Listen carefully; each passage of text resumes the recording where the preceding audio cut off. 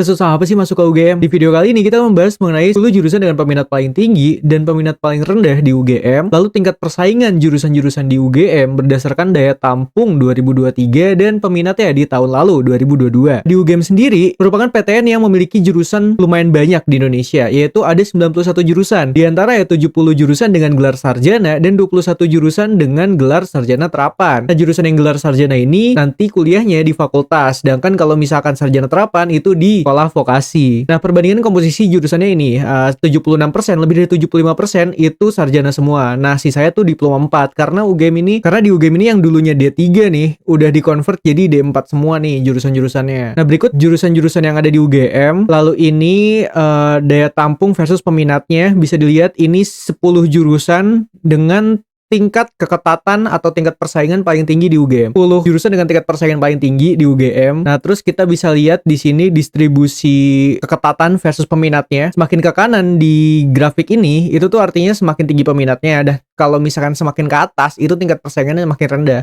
Jadi kalau misalkan mau lihat tingkat persaingan yang paling rendah itu bisa kita lihat nih.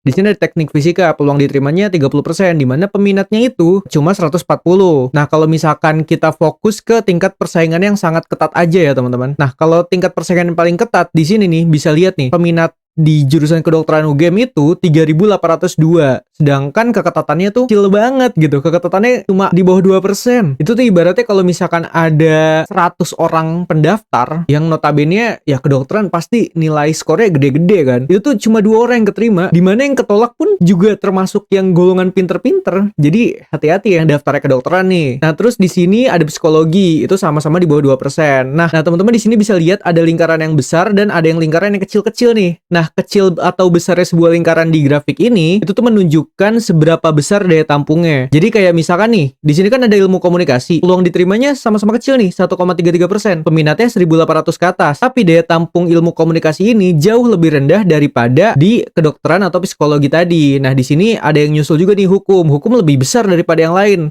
Di peminatnya yang emang kategori tinggi banget, dia tuh daya tampungnya juga ngikut tinggi. Makanya peluang diterimanya itu di atas 3%. Nah, kalau misalnya manajemen itu sama-sama di bawah 2%, peminatnya juga di atas 2.500 nih. Nah, kalau jurusan gue sendiri tuh ada di sini ya, di 1,55%, di bawah 2%, peminatnya 1.548, teknologi informasi. Nah, ini tergolong kecil juga, sama kayak ilmu komunikasi lah, kan kelihatan besar daya tampungnya.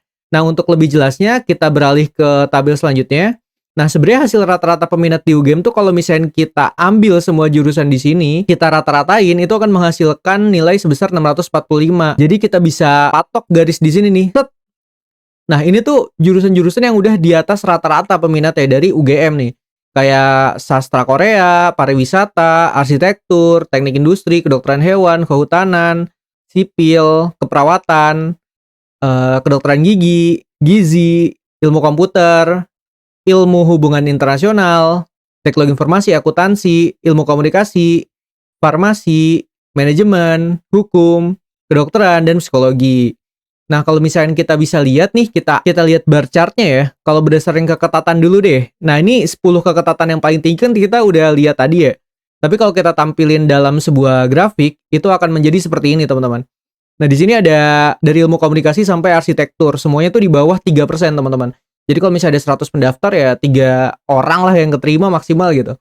Nah, kalau misalnya kita perbesar sampai 20, kita bisa melihat jurusan selanjutnya yaitu mulai dari sastra Inggris sampai teknik infrastruktur lingkungan nih. Dan ini termasuk ketat-ketat semua. Dan kalau misalnya kita lihat tingkat persaingan yang paling rendah, teman-teman. Nah, tingkat persaingan paling rendah tuh mulai dari teknik fisika ya, yang 30% peluang diterimanya, which is bagus. Kalau misalnya teman-teman situ tingkat persaingannya lebih rendah daripada jurusan-jurusan lainnya. Terus ada geofisika, fisika, sistem informasi geografis, teknologi hasil perikanan, teknologi rekayasa instrumentasi dan kontrol, pengelolaan hutan, teknologi survei dan pemetaan dasar, teknologi rekayasa mesin, teknologi veteriner, dan industri peternakan. Nah, ini di atas 10% semua ya. Jadi kayak misalnya 100 pendaftar itu ya diterima di atas 10 lah, 10 sampai 30 orang. Nah, gimana kalau berdasarkan peminat? Kita lihat peminat tertingginya itu ya pasti kedokteran ya. Habis itu disusul psikologi, hukum, manajemen, farmasi, ilmu komunikasi, akuntansi, teknologi informasi, ilmu hubungan internasional, dan gizi. Dimana kalau misalkan yang tinggi banget itu, yang di atas 3.000 nih, ada 3 jurusan, yaitu kedokteran, psikologi, dan hukum. Kalau misalkan yang di antara 2000 sampai 3000 itu ada farmasi dan manajemen, lalu disusul sama yang di bawah 2000 sampai 1000. Nah, yaitu gizi, ilmu hubungan internasional, teknologi informasi, akuntansi, dan ilmu komunikasi. Nah, kalau misalkan kita lihat 15 terbaiknya mungkin ya. Setelah gizi itu ada ilmu komputer, kedokteran gigi, ilmu keperawatan, teknik sipil, dan arsitektur. Yang semuanya di atas 1000 peminatnya. Gimana kalau peminat yang paling rendah, teman-teman? Untuk peminat yang paling rendah itu ada geofisika, jumlah peminat tahun kemarin ya 103 orang, lalu ada fisika, sistem informasi geografis, penyuluhan dan komunikasi pertanian, teknologi survei dan pemetaan dasar, teknologi rekayasa instrumentasi dan kontrol, teknik fisika, teknologi rekayasa mesin, dan teknologi hasil perikanan. Nah, kalau misalkan kita cari ke daya tampung, nah kita nih penting ya, kalau misalnya daya tampung semakin besar kan berarti kuotanya banyak ya teman-teman. Nah, 10 jurusan dengan kuota terbanyak itu ya jelas hukum pertama, terus kehutanan. Nah, kenapa hukum dan kehutanan ini tinggi-tinggi ya teman-teman? Karena hukum dan kehutanan ini udah termasuk satu fakultas sendiri gitu. Dan dilanjut peternakan, farmasi juga termasuk fakultas sendiri, biologi juga termasuk fakultas sendiri yang menyebabkan kuotanya tuh jauh lebih banyak dibanding jurusan lainnya.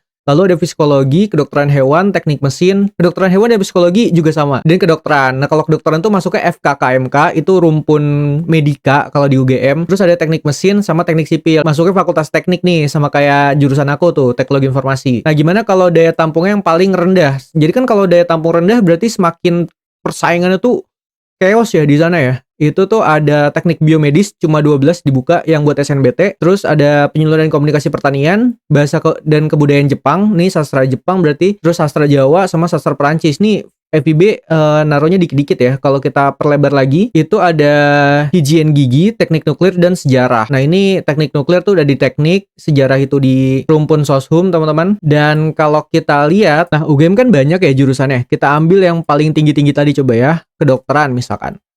Kedokteran itu di tahun 2022 kemarin distribusi peminatnya itu kebanyakan dari pendaftar di Jawa Tengah, di Yogyakarta, Jawa Barat, dan Jawa Timur. Nah, kalau misalnya jurusan aku coba ya, teknologi informasi. Nah, itu dominannya tuh ada di Jawa Tengah sama di Yogyakarta sama Jawa Barat. Nah, kebetulan aku dari Bekasi, Jawa Barat. Jadi ini termasuk yang banyak juga ya pendaftaran dari tempat asalku gitu. Nah, selanjutnya aku juga coba analisis kalau misalkan seluruh jurusan di PTN Indonesia yang SNBT itu dikumpulin jadi satu, itu tuh tingkat persaingan yang paling tinggi tuh dimilikin oleh siapa-siapa aja sih kampusnya. Nah, kalau misalnya dari UGM sendiri itu masuk nih, yang pertama nih, kelihatan kan? Itu ilmu komunikasi, teman-teman. Ilmu komunikasi tingkat persaingannya tuh di bawah 1,33%. Terus ada kedokteran, lalu ke bawah lagi teknologi informasi, dan ilmu hubungan internasional. Tuh berapa nih? 20 terbaik lah ya, 0 sampai 19. Lalu dari 46 jurusan yang berhasil ditemukan nih, jurusan baru di tahun 2023, itu tuh UGM ngebuka prodi baru nggak sih? Program studi baru. Kita lihat dan ternyata belum ada, teman-teman. Dan fun fact-nya, UGM itu termasuk 3 kampus yang memiliki jurusan paling banyak, teman-teman.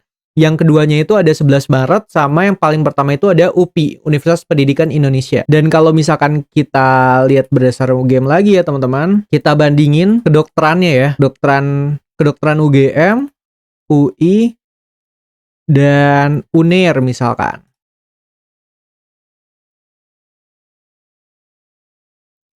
Nah, dari ketiga kampus ini yang termasuk favorit banget ya jurusan kedokterannya, kita bisa lihat daya tampung tiap tahunnya nih dari 2018 sampai 2023 itu seperti ini, teman-teman. Kalau di awal itu UI yang paling tinggi ya, 127. Nah, semakin kesini semakin turun, tiba-tiba kemarin agak naik dikit. Dan terakhir di tahun 2022 kemarin, itu tuh daya tampung UI sama UGM itu deket-deketan, tapi sekarang UI itu naik, jadi sekarang daya tampungnya 75, dan UGM tuh tetap yaitu di 54, dan UNER nambah jadi 90. Dan kalau peminatnya itu ya sama-sama besar tentunya, tapi yang paling besar itu ada di UGM di 3.802, lalu ada UNER 3.150, dan 2.861 orang peminat itu dari Universitas Indonesia pendidikan kedokterannya. Nah, tapi penasaran gak sih kenapa di tahun 2019 nih itu tuh chaos banget, maksudnya dari yang peminatnya banyak terus tiba-tiba hancur jadi sedikit banget, 1000-an ya termasuk banyak tapi termasuk sedikit juga ya. Itu tiba-tiba naik lagi nih di 3000-an. Alasannya karena di 2019 zaman gue itu semuanya serba diganti dan skor muncul duluan, hasil pengumuman duluan, skor baru kita daftarin ke PTN-PTN. Jadi orang-orang tuh lebih rasional buat milih jurusannya. Jadi orang tuh nggak berani nih kalau misalnya nilainya nggak tinggi banget masuk kedokteran tuh pada nggak berani di zaman gue. Oke, mungkin cukup sekian dulu. Terima kasih yang udah nonton video ini. Semoga lancar SNBT-nya. Jangan lupa untuk subscribe dan nyalain notifnya biar video selanjutnya teman-teman bisa dapat info lebih cepat daripada yang lain. Dan jangan lupa komen next bahas kampus mana lagi nih.